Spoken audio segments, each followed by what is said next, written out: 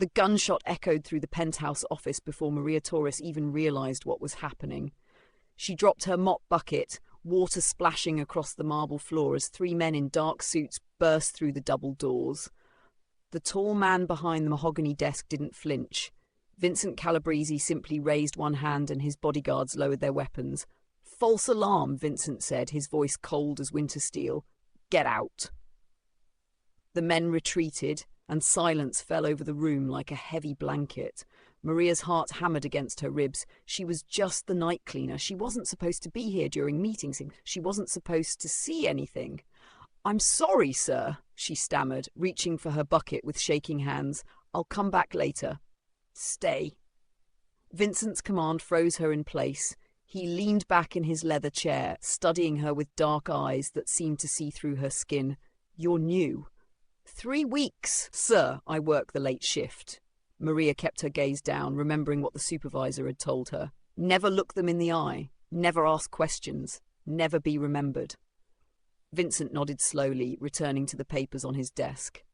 Maria resumed cleaning, her movements careful and quiet. She'd learned to make herself invisible. In a city where people like her were background noise, it was a survival skill.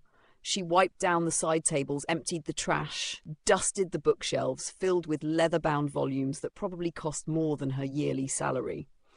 She was reaching for a crystal photo frame when her elbow caught the edge.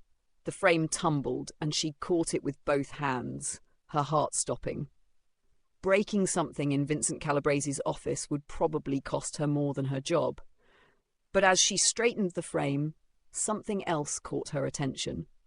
Vincent had stood to retrieve a file from the cabinet, and his shirt sleeve had ridden up his forearm. There, on his wrist, was a tattoo, a phoenix rising from flames, intricate and beautiful, with Italian script woven through the design. Maria's breath caught. She knew that tattoo. She'd seen it 1,000 times. The words left her mouth before her brain could stop them. "Hi, sir.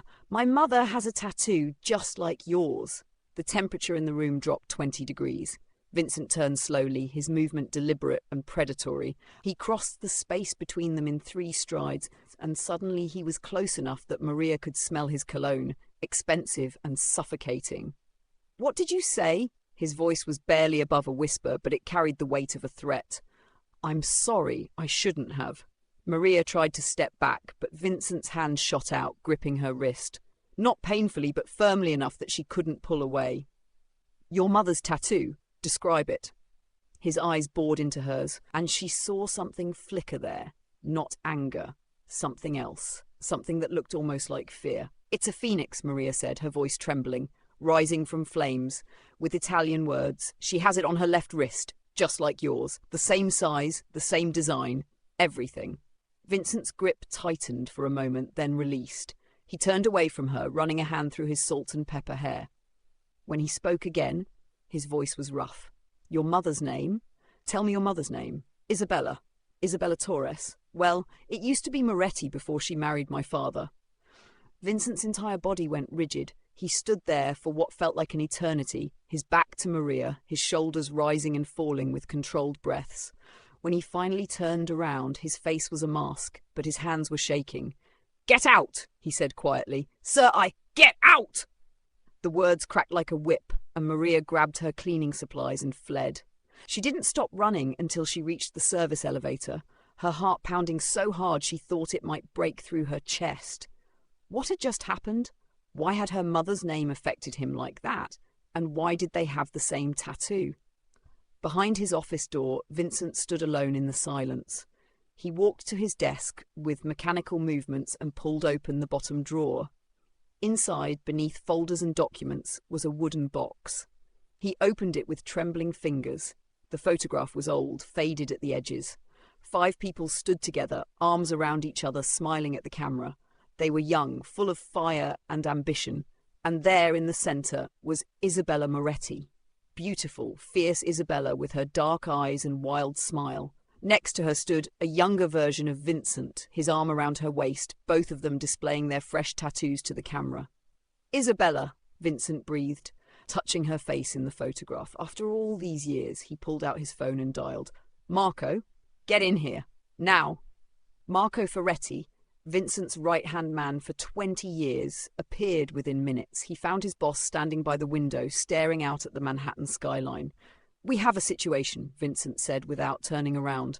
"The new cleaner, Maria Torres. I need to know everything about her, everything. Family, history, where she lives, who she talks to, and I need it by morning." "Boss?" Marco's confusion was evident. "The cleaner? Did she see something? Just do it." Vincent's voice left no room for questions. Marco nodded and left. Vincent remained at the window, the photograph clutched in his hand. Isabella Moretti, the only woman he'd ever loved. The woman who'd vanished 29 years ago without a word, without a trace. He'd searched for her for years, used every resource, every contact, every favour owed. Nothing. She'd disappeared like smoke. And now this girl, this cleaner, appeared with Isabella's name and the tattoo that only 5 people in the world possessed. The tattoo they'd all gotten together on the night they'd sworn their blood oath to build the Calabrese family from nothing. Vincent looked at the photograph again, at the 5 faces staring back at him. 2 were dead, 1 was in prison, 1 had retired to Sicily. And Isabella, she'd vanished. Until tonight. Across the city, Maria burst through the door of her small apartment, startling her mother awake on the couch. "Maria? What's wrong? You look like you've seen a ghost." Isabella Torres sat up, her face creased with concern. She was 55 but looked older, worn down by years of hard work and harder choices. The oxygen tank beside the couch hissed quietly, a reminder of the lung disease that was slowly killing her. "Mom." Maria dropped her bag and knelt beside her mother. "Mom, I need you to tell me the truth. Who is Vincent Calabrese?" Isabella's face went white. Her hand flew to her left wrist, covering the faded phoenix tattoo that she'd had for as long as Maria could remember. "Where did you hear that name?" Isabella's voice was barely a whisper. "I clean his office, Mom. Tonight, I saw his tattoo. It's exactly like yours. And when I told him about you, when I said your name, he looked like I'd stabbed him. Mom, what's going on? Who is he?" Isabella's eyes filled with tears. She shook her head, her breathing becoming laboured. No. You can't work there. You need to quit. Tomorrow, tonight, right now." "Mom, you're not making sense. He can't know about you." Isabella grabbed Maria's hands, her grip surprisingly strong. Promise me, you'll stay away from him. You'll quit that job. You'll forget you ever saw him." "I don't understand. Just tell me what's happening." Isabella slumped back against the couch, tears streaming down her face. For a long moment, she said nothing, just stared at the ceiling as if searching for the right words in the cracks above them. "Vincent Calabrese," she finally said, her voice breaking, "was my life before you. Before everything."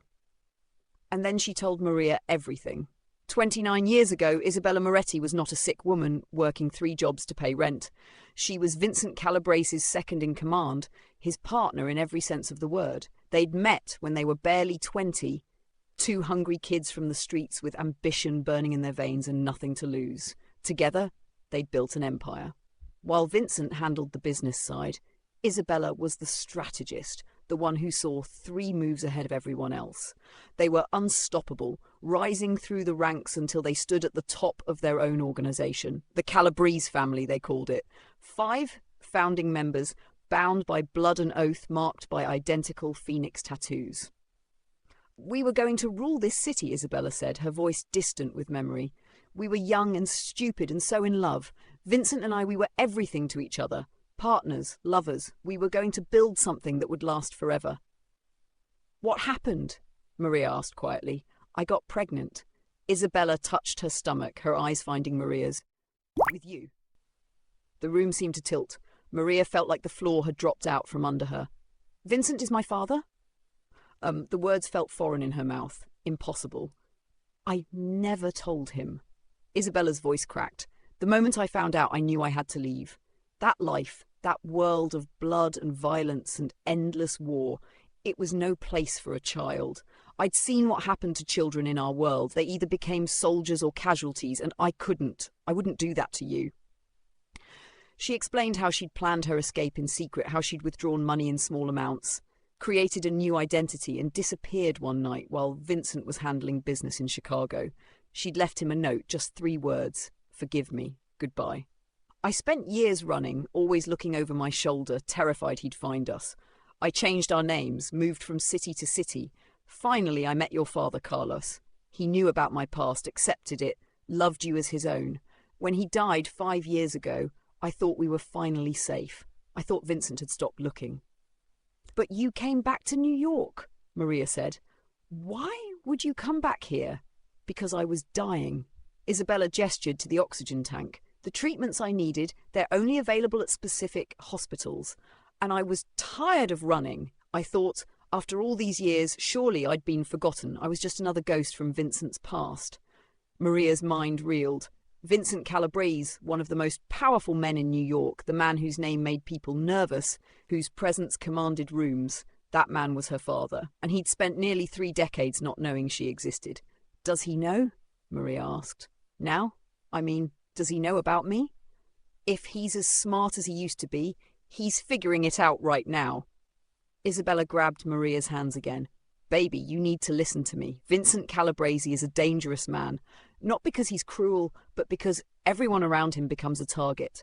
If people know you're his daughter, you'll never be safe. Never. There are men who would kill you just to hurt him. Do you understand? Maria nodded slowly, but her mind was elsewhere. She was thinking about the way Vincent had looked at her, the way his hands had shaken, the raw emotion she'd glimpsed before he'd masked it. That wasn't the look of a dangerous mob boss. That was the look of a man who'd seen a ghost. Across the city, Marco returned to Vincent's office with a folder. Vincent snatched it from his hands and tore it open, spreading the contents across his desk. Birth certificates, school records, employment history, medical records. He read every page twice, his hands steady now, his mind sharp and focused. Maria Elena Torres, born January 15th, 1996. Mother, Isabella Moretti Torres. Father, Carlos Torres, deceased. Vincent did the math. January 1996. 9 months before that would be April 1995. He remembered that month. He remembered everything about that month. It was when Isabella had started acting strange, when she'd pulled away from him for the first time in their relationship. 2 weeks later, she was gone. He looked at the photograph attached to Maria's file. She had Isabella's eyes, her bone structure, her defiant chin, but there was something else there, something in the set of her jaw, the intensity of her gaze. He saw himself in her features, echoes of his own face staring back at him. Get me a DNA sample, Vincent said quietly. Boss? Marco hesitated. Are you sure that's...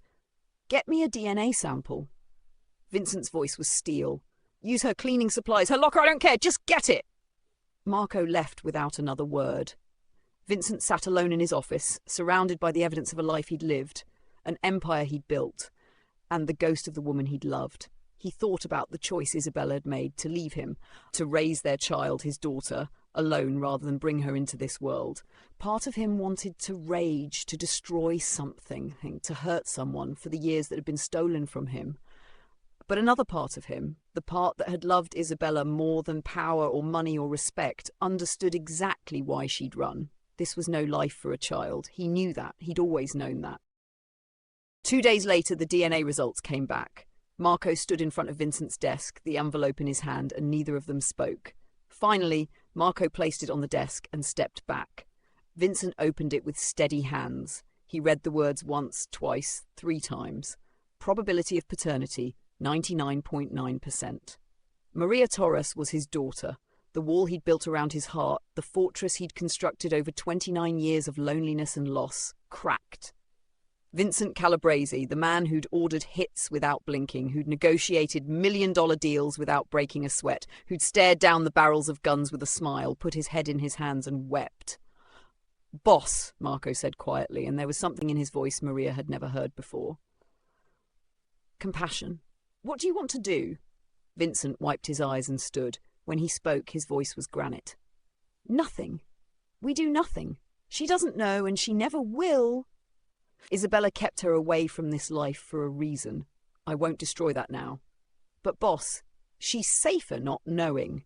Vincent's jaw clenched. Safer thinking I'm just another rich man she cleans for. The moment people know she's mine, she becomes a target.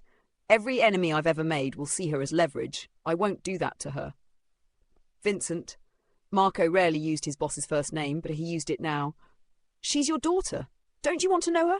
Don't you want her to know you? What I want doesn't. Vincent turned away, staring out at the city he'd conquered. What matters is keeping her alive.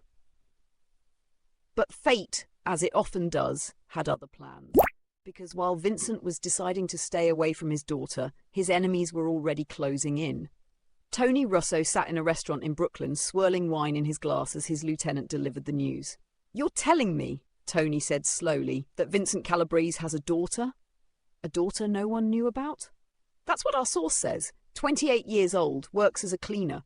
The mother's Isabella Moretti from the old days. Calabrese's just found out himself."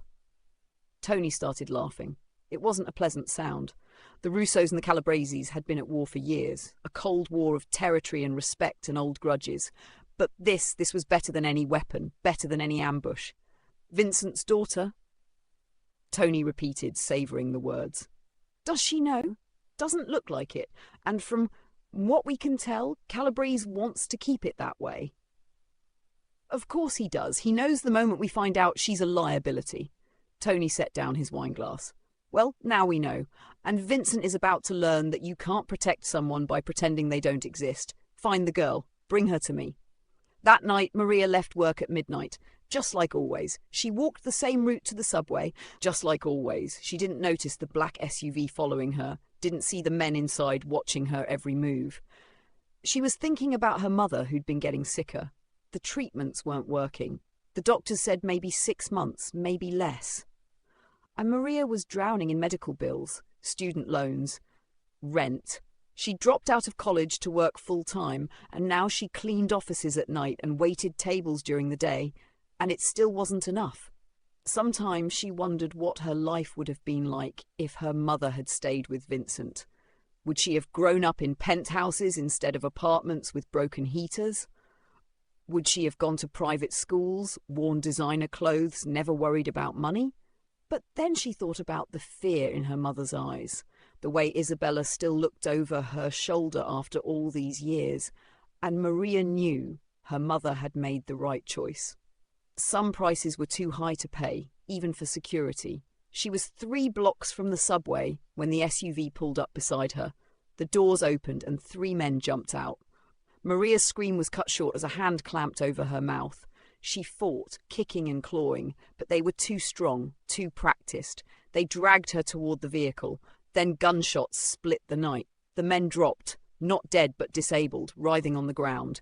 More gunshots and the SUV's tires exploded. Maria stumbled backward, her ears ringing, her mind trying to process what was happening. A hand grabbed her arm, and she spun, ready to fight, but stopped when she saw his face. Vincent Calabrese stood there, a gun in his hand, surrounded by his own men. His eyes were wild, his face pale, and when he looked at her, Maria saw something that made her breath catch. Terror, not for himself, for her. "Get in the car," Vincent said, his voice rough. "Now? What's happening? Who were those men?" "Maria, get in the car now, or more will come, and next time I might not be here." The use of her name, the rawness in his voice, made her move. She climbed into the back of his armoured Mercedes, and Vincent slid in beside her. The car peeled away from the curb, and Maria watched through the rear window as police sirens wailed in the distance. "You had me followed," she said, her voice shaking. "Yes." "Why?" Vincent didn't answer immediately. He stared straight ahead, his jaw clenched, his hands in fists on his knees.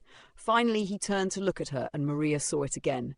That emotion, raw and overwhelming, that he couldn't quite hide. "Because," he said quietly, "you're in danger, and it's my fault." They drove in silence to a building Maria didn't recognize, somewhere in Manhattan, somewhere expensive. Vincent led her through a private entrance, up an elevator, into a penthouse apartment that was probably worth more than she'd earn in 10 lifetimes. "Sit," Vincent said, gesturing to a leather couch. "Please." Maria sat. She watched as Vincent poured 2 glasses of scotch with shaking hands. He gave her one and drained his own in a single swallow. "The men who tried to take you," Vincent began, "they work for the Russo family. They're my enemies. They found out about you, about your connection to me, and they want to use you as leverage." "What connection?" Maria's voice was steady even though her insides were trembling. "I clean your office, that's all."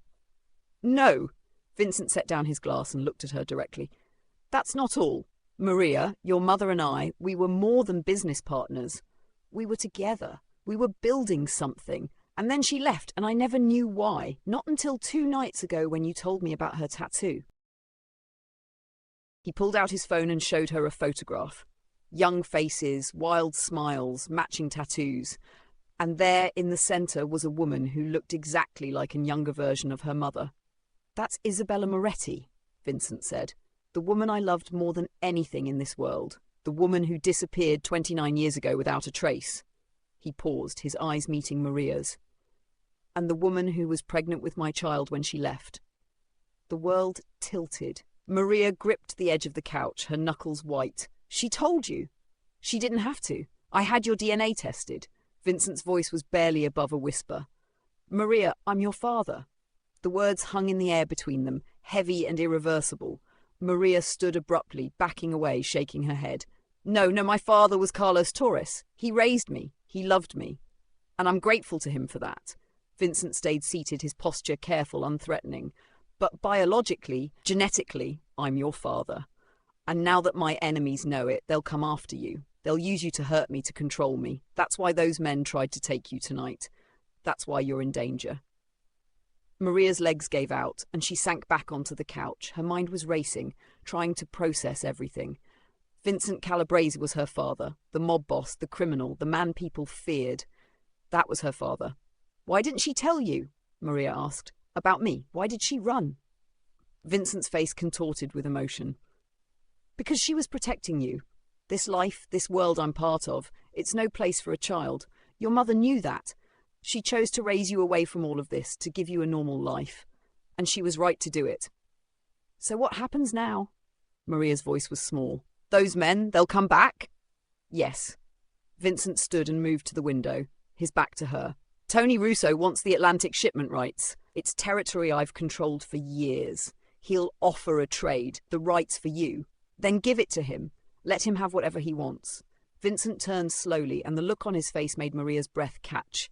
It was fierce, protective, absolutely uncompromising. "I would give him the entire city before I'd let him touch you," Vincent said quietly. "You're my daughter, Maria. I've missed 28 years of your life. I won't lose you now. You don't even know me." No. Vincent's voice broke slightly.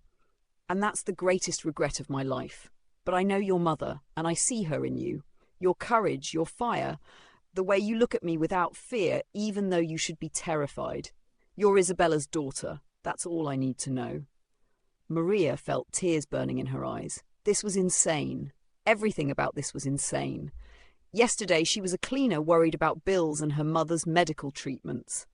Today she was a mob boss's daughter being hunted by his enemies. "My mother," Maria said suddenly. "Does she know about tonight? About the Russos?"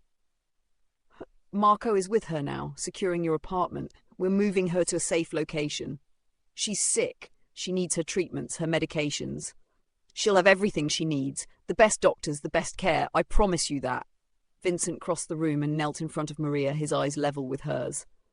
"I failed her once. I won't fail her again, and I won't fail you."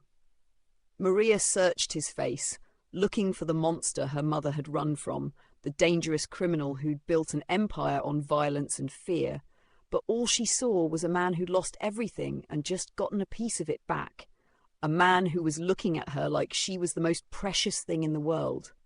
"What do I do?" she whispered. "You stay here where I can protect you, and tomorrow we figure out how to end this." But ending it wouldn't be that simple. Tony Russo sent his message the next morning, delivered by a courier who walked into Vincent's office with a box. Inside was a photograph of Isabella in her hospital bed, unconscious and vulnerable. "Mr. Russo requests a meeting," the courier said. "Tonight. Come alone, or the mother dies. Then the daughter." Vincent crushed the photograph in his fist. Marco, standing beside him, put a hand on his shoulder. Boss, it's a trap. You know it's a trap.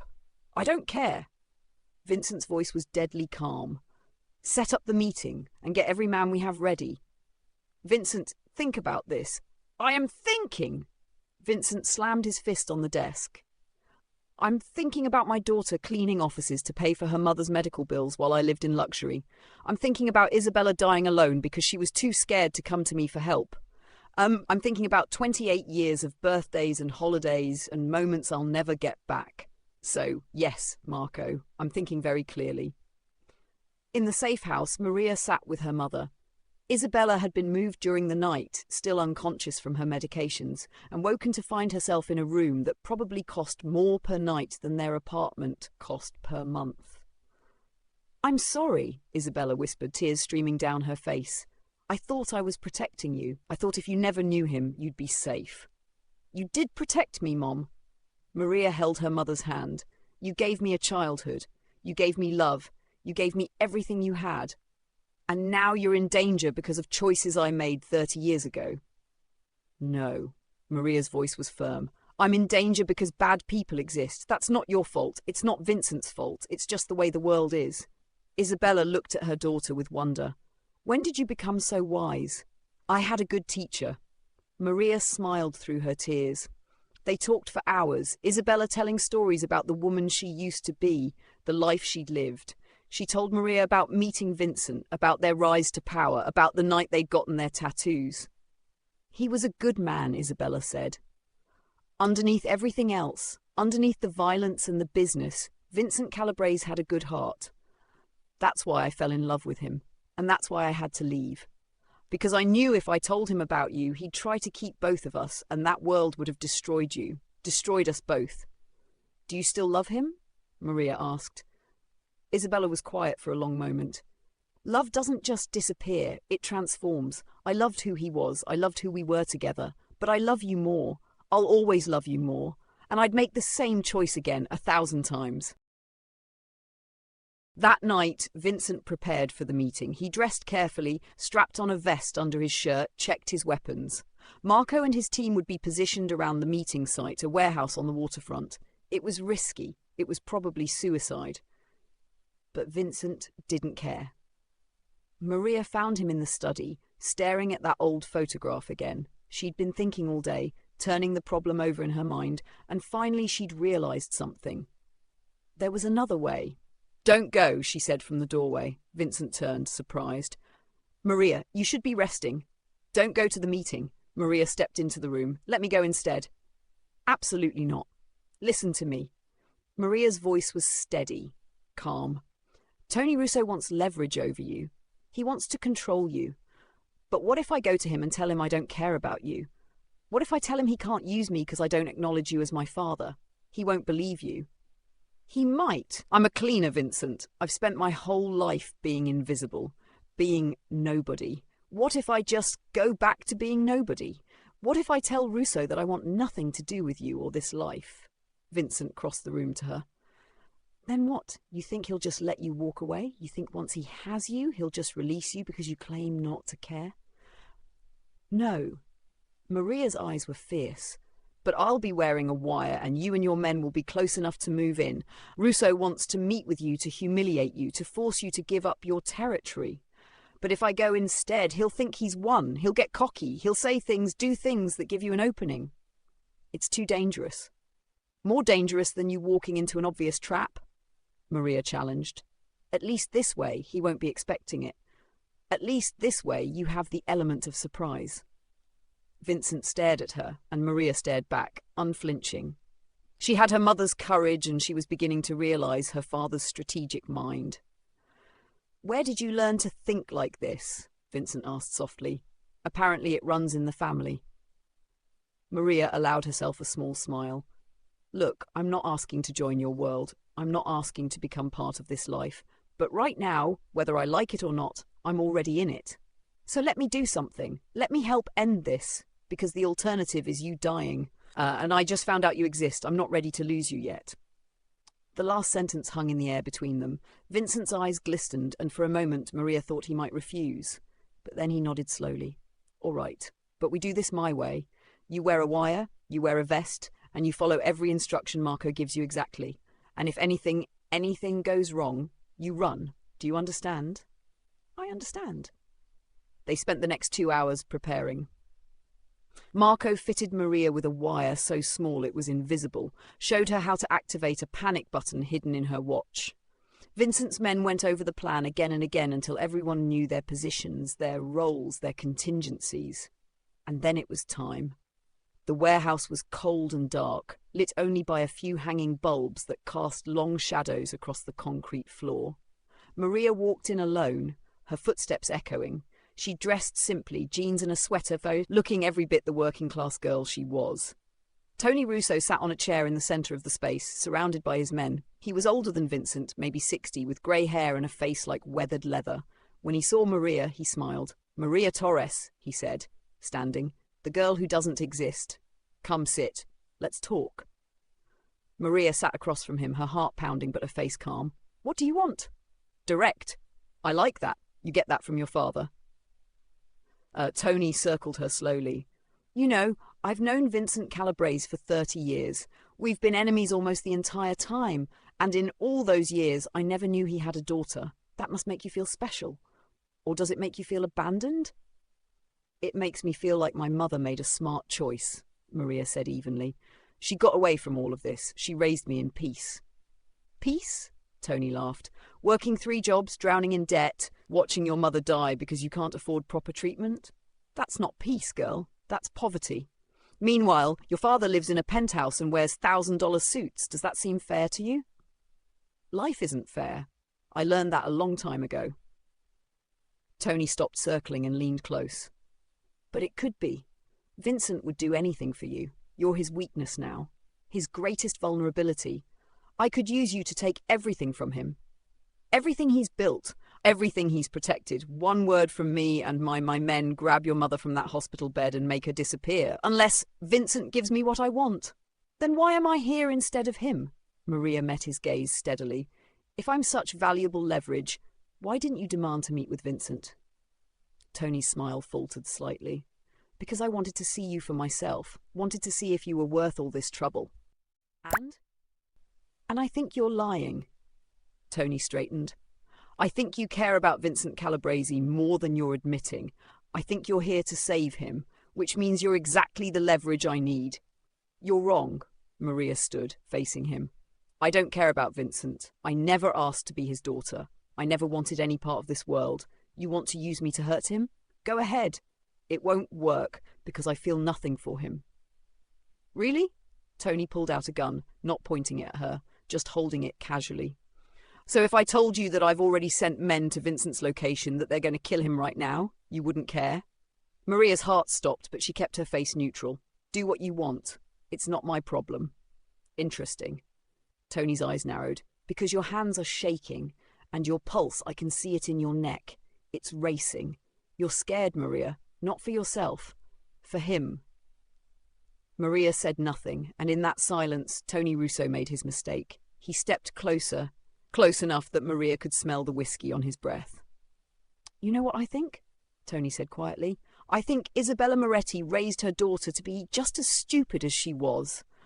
Running away, choosing poverty over power, acting like love and family matter more than survival. Your mother was a fool, and so are you." The insult to her mother snapped something in Maria. She moved without thinking, her hand flying up to slap him. Tony caught her wrist, twisting it painfully, and suddenly his gun was pressed against her temple.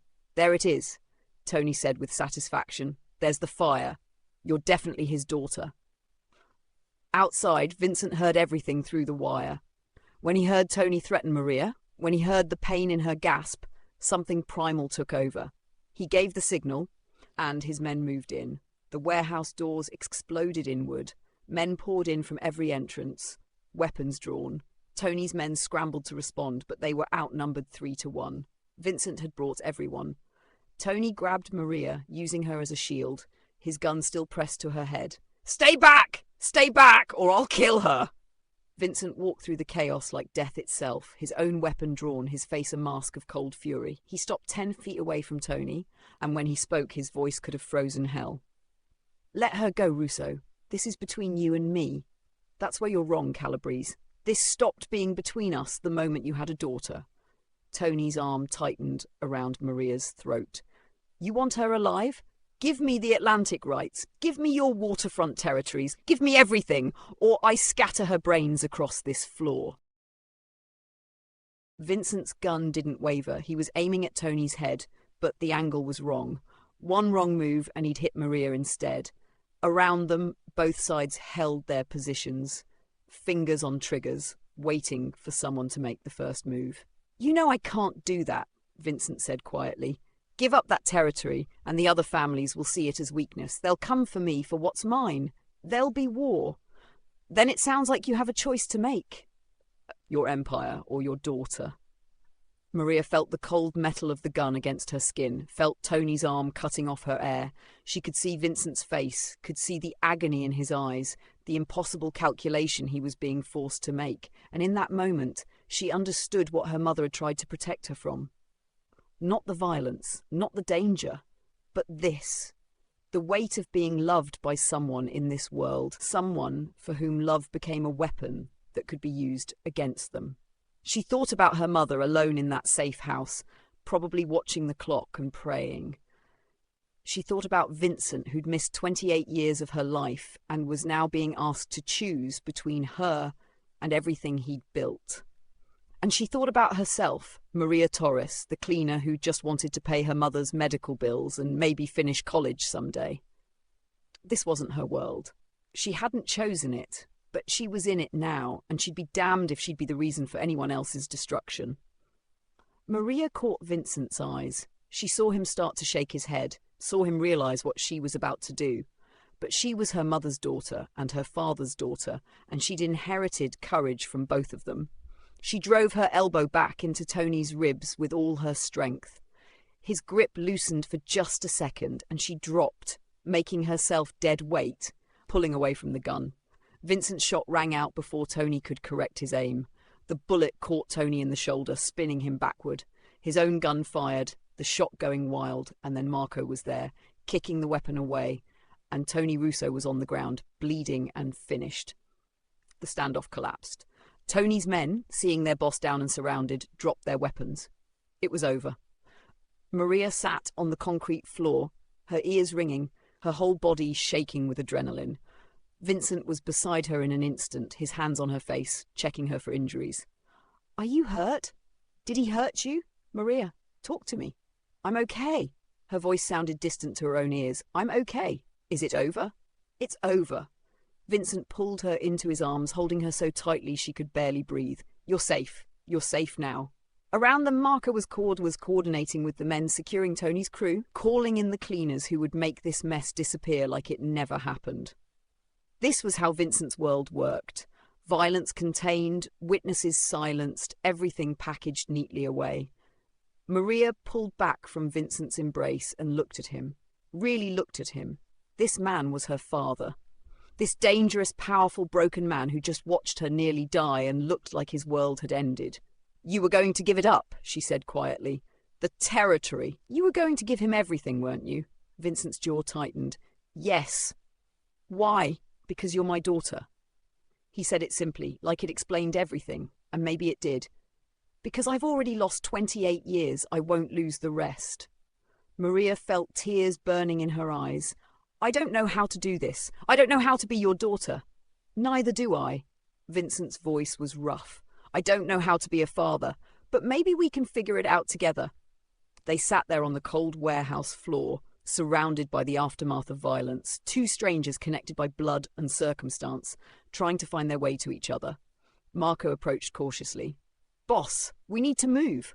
Cops will be here soon, even with our people running interference." Vincent nodded and stood, helping Maria to her feet. "Take her back to the safe house. Make sure she's with Isabella. I'll handle the cleanup here." "No." Maria's voice was firm. "I want to see my mother. I want to tell her myself that I'm okay. But Vincent, I need to know something first. What happens now with the Russos?" "Tony goes to the commission. They'll decide his fate. But his organization is finished. This kind of play, trying to kidnap a made man's daughter, it violates every code we have. The other families won't stand for it." "And us? What happens with us?" Vincent was quiet for a long moment. "That's up to you. I can give you money, security, a new identity if you want it. You and your mother can disappear, go anywhere in the world, live the life Isabella tried to give you. Or," he stopped, struggling with the words. "Or," Maria prompted, "or you stay, not in this life, not in the business, but in my life, as my daughter. You keep your job, your apartment, your normal life, but you let me be part of it. Let me know you. Let me try to make up for lost time." Maria looked at this man, her father, and saw the vulnerability in his eyes. He was offering her a choice, genuinely offering it, even though she could see how much he wanted her to stay. "I need time," she said finally. "This is all too much, too fast. I need to think. I need to talk to my mom. I need to figure out who I am in all of this." "Of course," Vincent nodded, though she could see the disappointment flash across his face before he buried it. "Take all the time you need. Whatever you decide, I'll respect it." They drove back in silence. Maria kept replaying the night in her head, the gun against her temple, Tony's words, Vincent's face when he thought he might lose her. Her life had been simple 3 days ago. Hard, exhausting, but simple. Now it was complicated in ways she couldn't begin to untangle. At the safe house, Isabella was waiting in the doorway, oxygen tank beside her, tears streaming down her face. Maria ran to her and they held each other, both crying. "You're alive. Oh God, you're alive." Isabella pulled back, checking Maria for injuries just like Vincent had. "I heard everything on the wire. I heard what you did, how you put yourself in danger. Maria Lena, don't you ever do that again." "I had to, Mom. He was going to kill Vincent, and I know you ran from him. I know you wanted me away from all this, but Mom, he's my father. I couldn't just let him die." Isabella looked over Maria's shoulder to where Vincent stood in the doorway, keeping his distance. Their eyes met, and for a moment 29 years fell away. They were young again, in love again, before everything fell apart. "Vincent," Isabella said softly. "Bella." His voice broke on her name. "You're sick. Why didn't you tell me? Why didn't you come to me for help?" "Because I was afraid. Not of you, but of this, of her getting dragged into your world. And I was right to be afraid, wasn't I? Look what happened. She's safe now. I swear to you, she'll always be safe, whatever it takes, whatever it costs." Isabella studied him for a long moment, then looked at Maria. "He means that. When Vincent Calabrese makes a promise, he keeps it. That's why I loved him. That's why I had to leave him. Because his promises come with a price, and I wasn't willing to pay it." "Mom," Maria started, but Isabella shook her head. "Let me finish. I spent 28 years running, hiding, protecting you from the truth, and maybe that was right. Maybe it was wrong, but you're not a child anymore. You're a grown woman, and you deserve to make your own choices. So here's what I'm going to tell you. Both of you. Vincent, you're her father. That's a fact, whether any of us like it or not. Maria, he's not a good man. He's done terrible things, but he's also capable of great love, great loyalty. You need to decide for yourself what that means, what you want from him." "And you?" Maria asked. "What do you want?" Isabella smiled sadly. "I want to watch my daughter live her life, however long I have left. That's all I want. Whether that life includes Vincent or not, that's your choice, not mine." The room fell silent. Vincent stepped forward slowly, approaching Isabella like she might bolt if he moved too fast. He knelt beside her chair, and Maria watched as her parents looked at each other for the first time in almost 3 decades.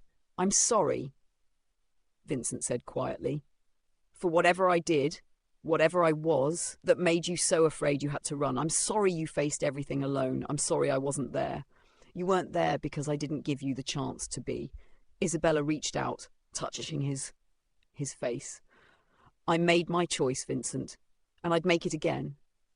But I'm sorry too. Sorry you missed watching her grow up. Sorry I took that from you." Maria watched them, these two people who'd loved each other fiercely and lost each other completely, finding a kind of peace in their regrets. It was heartbreaking and beautiful at the same time. Over the next 3 weeks, life settled into a strange new rhythm. Vincent kept his word, staying back but staying present. He paid for Isabella's treatments, the best doctors, the experimental procedures that insurance wouldn't cover. The lung disease was still terminal, but the doctors gave her a year, maybe more, time. That was the greatest gift Vincent could give either of them. Maria went back to work, back to her normal life, but nothing was normal anymore. She had Vincent's private number. He called every few days, awkward conversations where they both struggled to find common ground. What do you say to the father you never knew? What do you say to the daughter you missed raising? But slowly, carefully, they built something. Vincent came to dinner at Maria's apartment, bringing expensive wine and looking completely out of place in her tiny kitchen. Maria visited his office, not as a cleaner but as his daughter, and watched him work, beginning to understand the man behind the reputation. She learned that he funded 3 homeless shelters and 2 youth centres in the neighbourhoods where he'd grown up.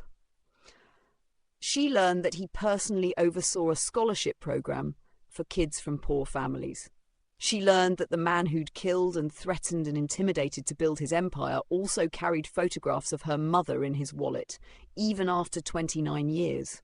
"Why did you keep them?" Maria asked one afternoon, holding the worn photographs. Vincent was quiet for a moment. "Because loving her was the best thing I ever did, and losing her was the worst. I didn't want to forget either one."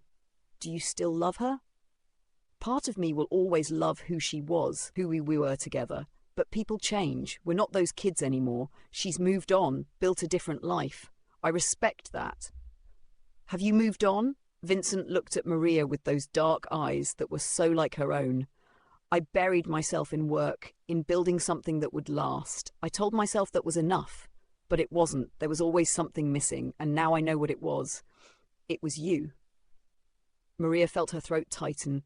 "I'm not sure I can be what you want me to be. I'm not part of your world, Vincent. I don't want to be." "I know, and I don't want you to be. But you're my daughter. That's enough. More than enough." They talked for hours that day about everything and nothing. Maria told him about her childhood, the schools she'd gone to, the dreams she'd had. Vincent told her about his life, carefully editing the worst parts but honest about the rest. He'd done bad things, he'd hurt people, but he'd also built something from nothing. Protected what was his, lived by a code even if it wasn't one society approved of. "Do you regret it?" Maria asked. "The life you've lived?" "I regret what it cost me. You, Isabella. The possibility of something different. But the life itself? No, I did what I had to do to survive, to thrive. We all make choices, Maria. Some of us just make harder ones than others." It was the most honest thing he'd ever said to her, and Maria appreciated it. No justifications, no excuses. Just the truth. 4 months after that night in the warehouse, Isabella Torres passed away peacefully in her sleep, in a hospice room that overlooked Central Park. Maria was holding one hand, and Vincent was holding the other. In those final weeks, something had healed between Isabella and Vincent. Not romance, but understanding, forgiveness, peace. "Take care of our daughter," Isabella whispered to Vincent in one of her last conscious moments.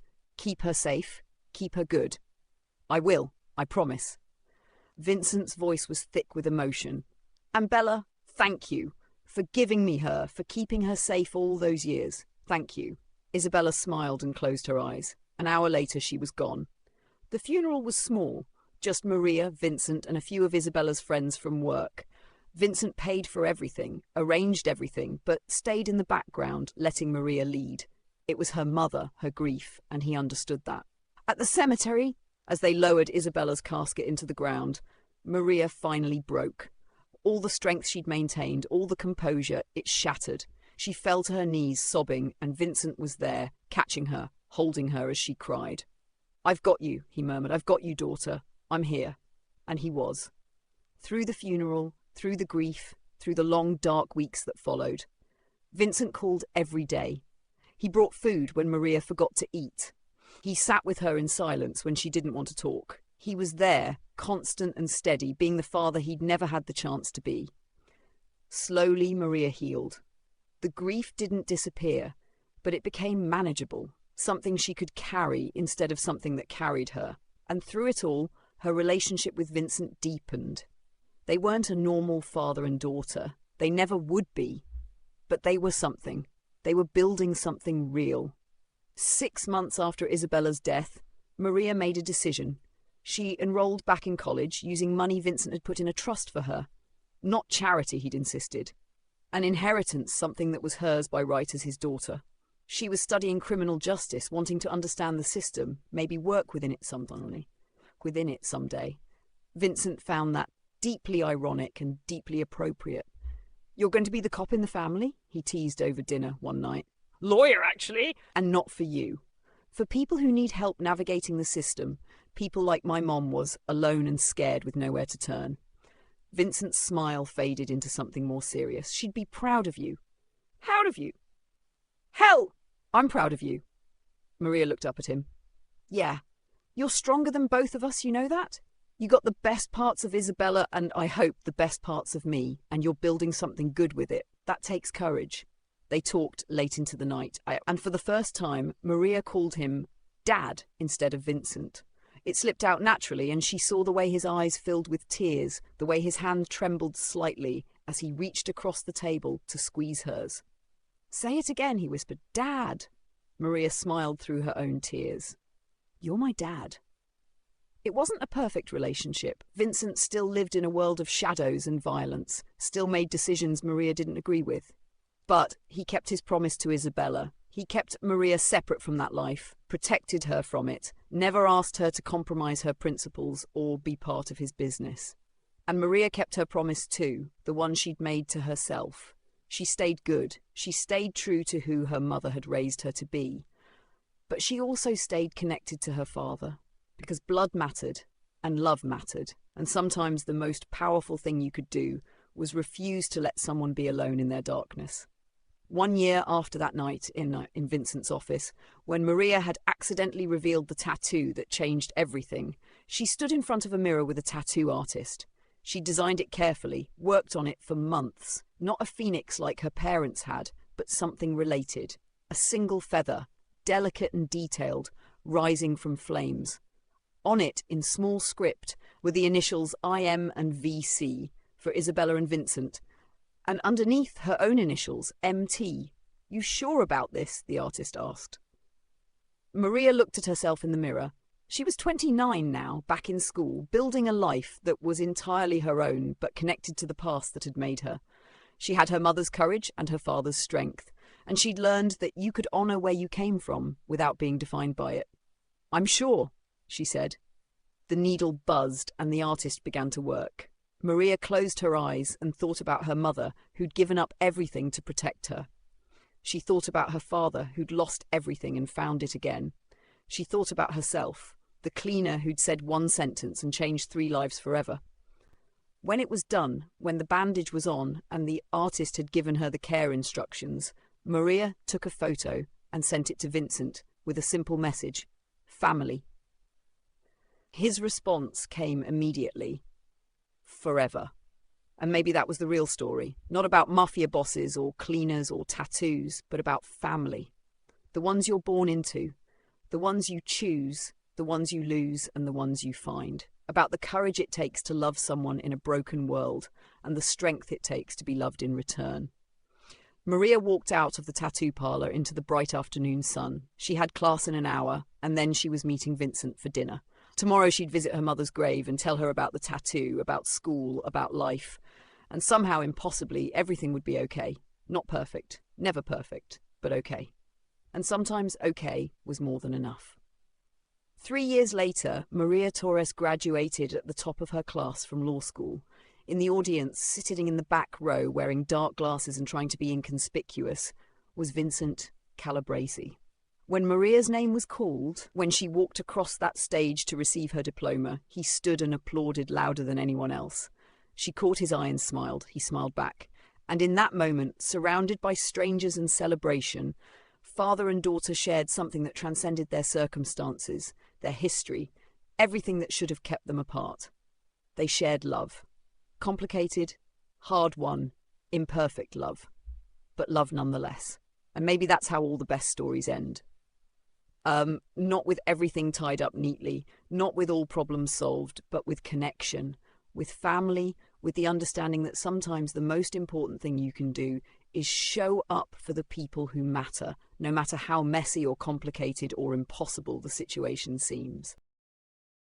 Maria had said one sentence to a mafia boss about a tattoo, and that sentence had brought a father and daughter together, had given a dying woman peace, had changed the trajectory of multiple lives. Words had power, connections had power, and family, no matter how unconventional, had the most power of all. If you've made it this far in the story, thank you for joining us on this journey. These tales of family, redemption, and unexpected connections remind us that our choices matter. that courage comes in many forms and that it's never too late to choose love over fear. If this story moved you, please hit that like button, leave a comment sharing your thoughts, and subscribe to our channel for more compelling stories. Your support helps us bring these narratives to life. Until next time, remember that sometimes the most powerful transformations begin with a single honest moment, a single brave choice, or a single sentence that changes everything.